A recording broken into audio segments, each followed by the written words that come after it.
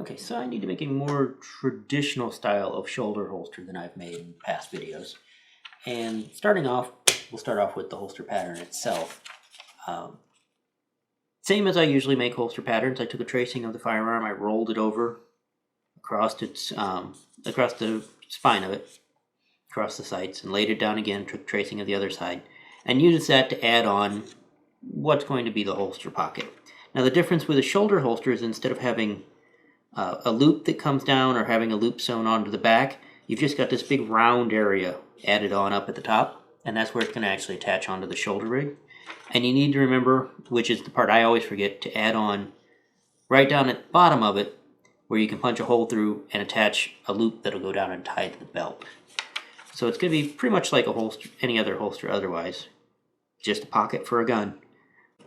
The shoulder rig itself in this case is loosely based on the one out of Stolman's How to Make Holsters book, and also one that would be in Tandy has a pattern for gun belts and holsters.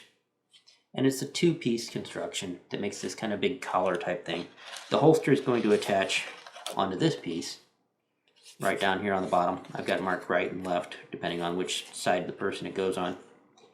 It's got these sizing holes in it so you can adjust the size with sizing holes that are put in the other piece just by lacing it up differently. I'm probably not going to do that. I'm probably going to use, instead of the lacing, I'm going to punch different set of holes and use screw posts to put this together. Just 2 screw posts instead of all the lacing to go back and forth. The other side can be riveted or stitched together. It's marked with a couple holes here for rivets. But like I said, it could also just be stitched as well. And that'll be what actually fits up over the shoulder.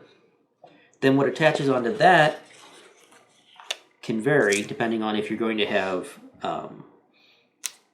a counterweight on the other side. If you're going to have a magazine pouch to counterweight the other side, you would have another one of these to cut out to put on the other side of the person's body.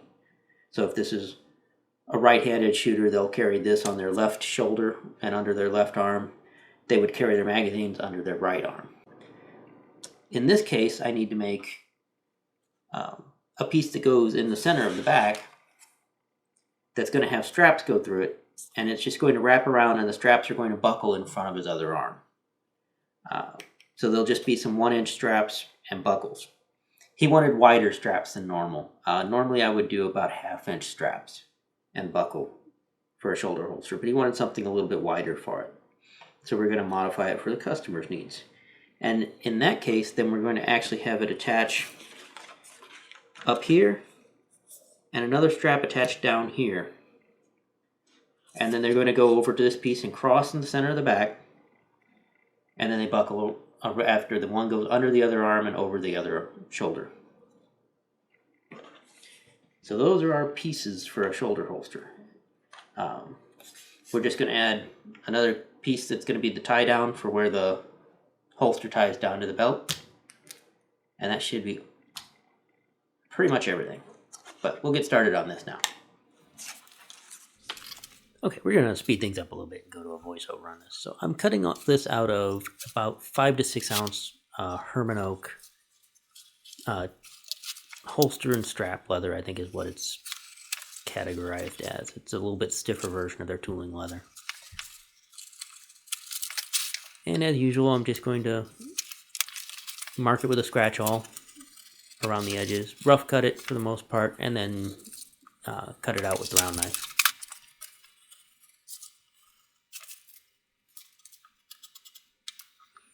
I did have one slip with the knife I had to trim out a little bit there to straighten out. This could be cut out of a little bit heavier leather than this. 5 to 6 works well, but 6 to 7 also works. It just depends on how flexible you want it all to be and what you want it to be like when it's done. I'm going to cut the holster out of the same leather. I'm just going to cut 2 pieces for it. One's going to be the size and shape of the pattern, and the other one I'm going to just rough cut a little bit larger, and that's going to be the liner. And as usual, I punch holes any place that there's a tight corner, so I don't have to try and get in there and get a nice clean cut with the knife. I can just cut away from all those holes to the other holes and don't have to worry about cutting into the part of the leather that I want to preserve and be the holster, so I don't have any cut marks. There'll be parts that could tear. This is the piece that's just rough cut. That'll be my liner. So since these are both 5 to 6 ounce, that means I'm going to have about 10 to 12 ounces of leather total once I've got them glued together and stitched. And for most holsters, 10 to 12 ounces total for your weight is pretty good. This is for a small 380 handgun. It's on a miniature 1911 type frame. So 10 to 12 ounces will be more than enough for it. Holster piece, liner piece. Shoulder holster pieces. I've still got to cut some straps and my tie-down straps. The straps will be easy. They're just straight. Just use a strap cutter and then cut them off and round them off. And I figured this was a good time to talk about what I consider one of the really basic tools of leatherworking, which is a strap cutter. If anybody out there is not familiar with this, basically it's just a little jig that you can loosen this and adjust. There's a ruler on here and adjust it to whatever width strap that you want. There's a blade in here that's replaceable. You just have to loosen some screws and you can pop it out, pop a new one in whenever it gets dull. You tighten it all back down, and then you can just use this to run right along a straight edge on a piece of leather to cut out your straps. As I said, most leather workers should be totally familiar with this concept. But there might be somebody out there that's new to this, that has never seen one of these.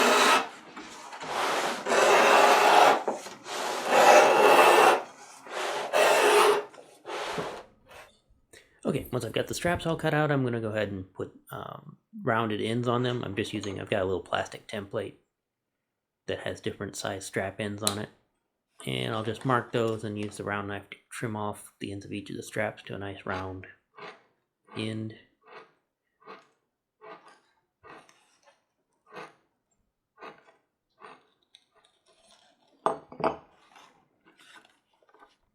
And then I'm going to bevel all the edges, front and back, all the way around, all the straps, the pieces that are going to be the shoulder harness of the shoulder holster. Get everything ready to finish the edges later.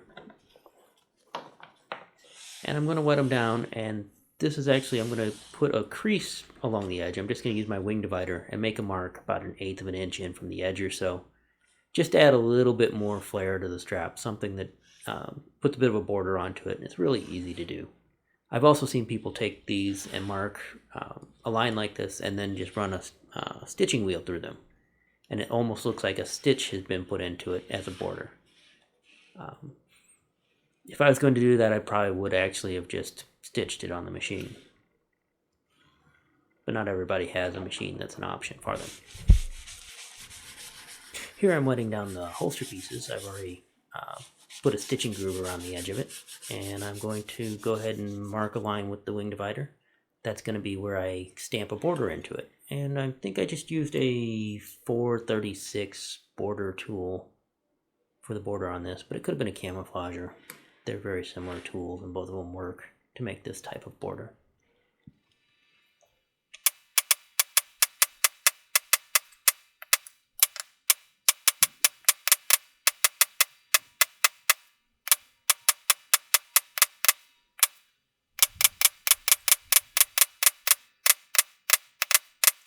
Just something that's a little bit more than just a plain holster.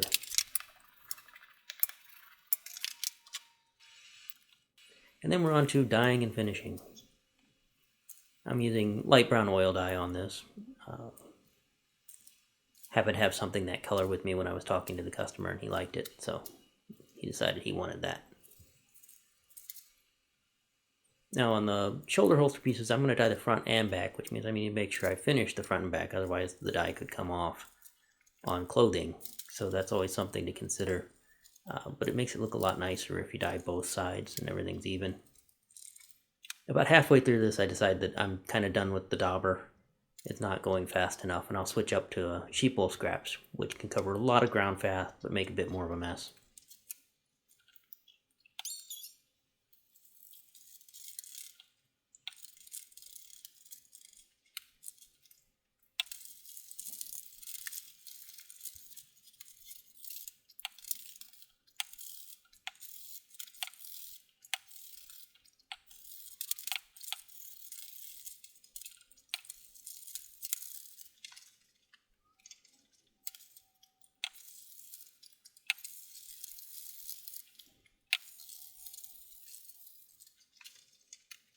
course, on the holster pieces, I don't need to dye the back because those are going to be glued together.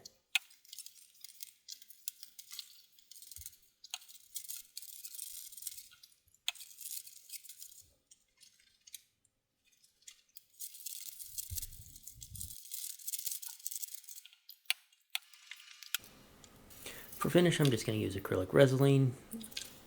It's one of my favorite. It's a good solid finish that locks the dye in very well. And you can kind of see as I'm applying it here how it sort of lathers up on the leather. That's usually how I prefer to apply it with the sheep wool scrap. And sort of lather it on and it gets a nice even finish that way. If you don't get those real fine bubbles in lather, it tends to leave streaks and spots. Then I'm going to mark my holes using my pattern pieces where I'm going to punch things. And I'm making a little block because I don't want to use the pattern's holes. I want to space them out differently and just use a single line of holes. So I'm going to use screw posts to put it all together.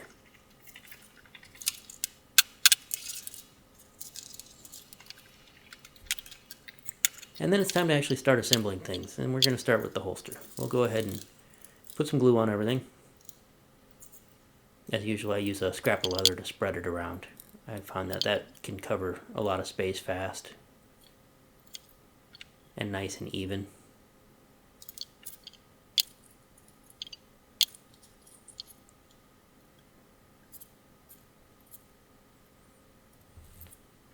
And once that's dried up a little bit, a few minutes later basically, we're going to go ahead and stick them together.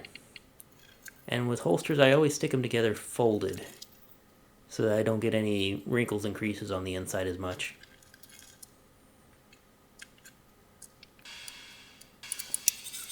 Then it's time to go down to the machine and stitch it all together. Or at least, I'm going to stitch around the edges to lock in the liner. I'm not going to actually close the holster up just yet.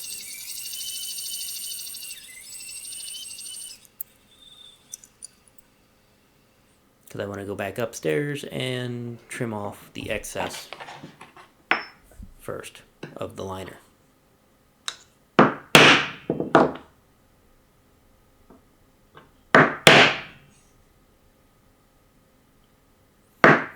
Very similar with how I cut things out. I punch holes at any of the corners.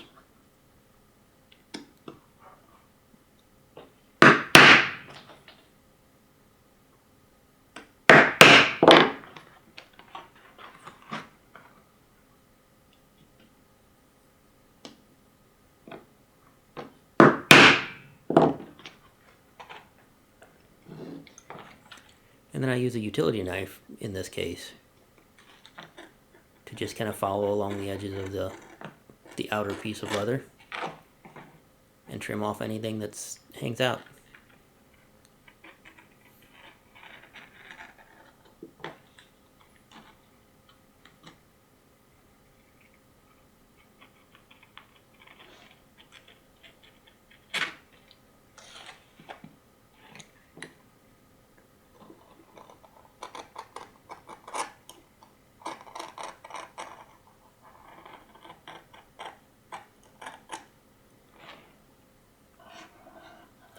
Then I need to bevel edges, because once I get the holster closed up, it's going to be harder to get to some of these places. And I'll go ahead and punch the hole down at the bottom, where the strap is going to be the tie-down strap that actually ties the holster down to the belt.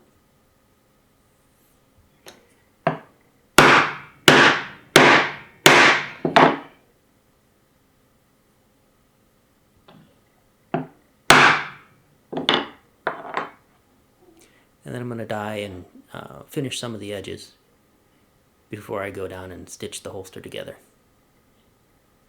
which will be the next step.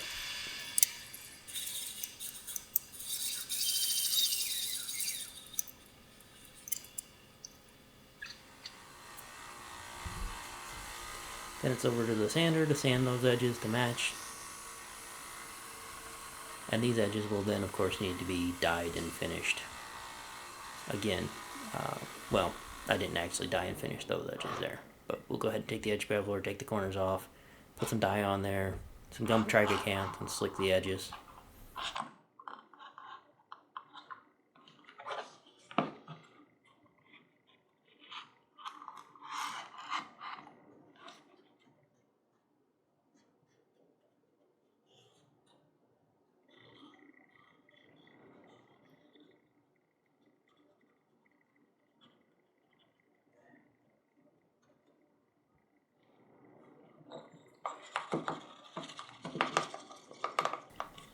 And of course I'll slick the edges on all the other straps and shoulder holster pieces while I'm doing this as well.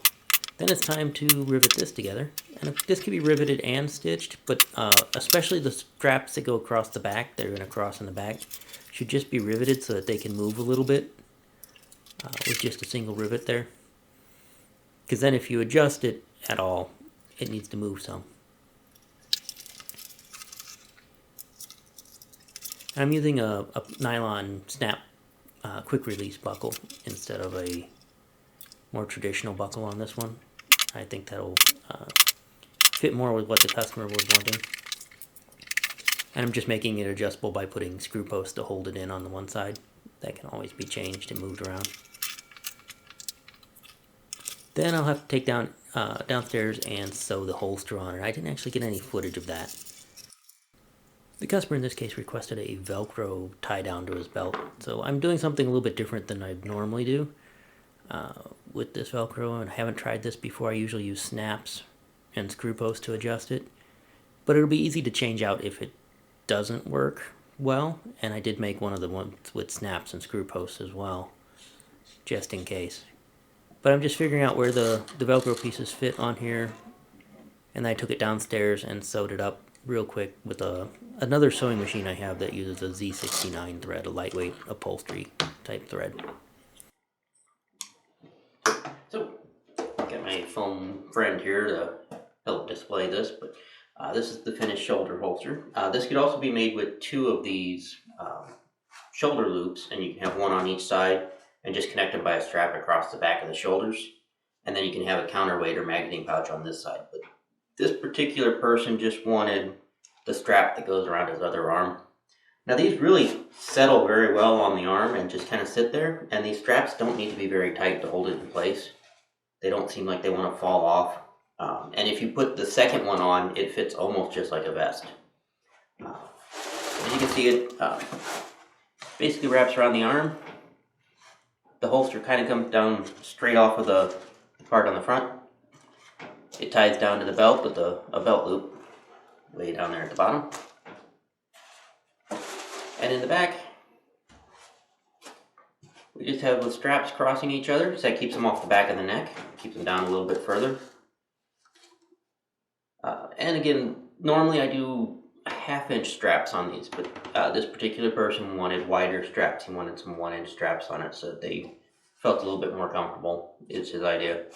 So these are a little bit wider than I would normally make them.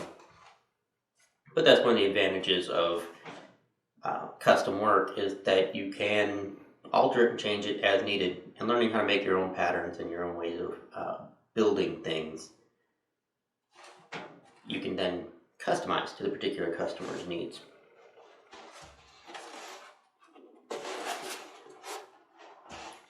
And of course, somebody wearing a jacket or coat, even a hoodie or something like that, this will disappear underneath of it pretty much. There'll just be a little bit of a telltale under their arm. You can tell there's something under there where the firearm is. But otherwise, that's a shoulder holster.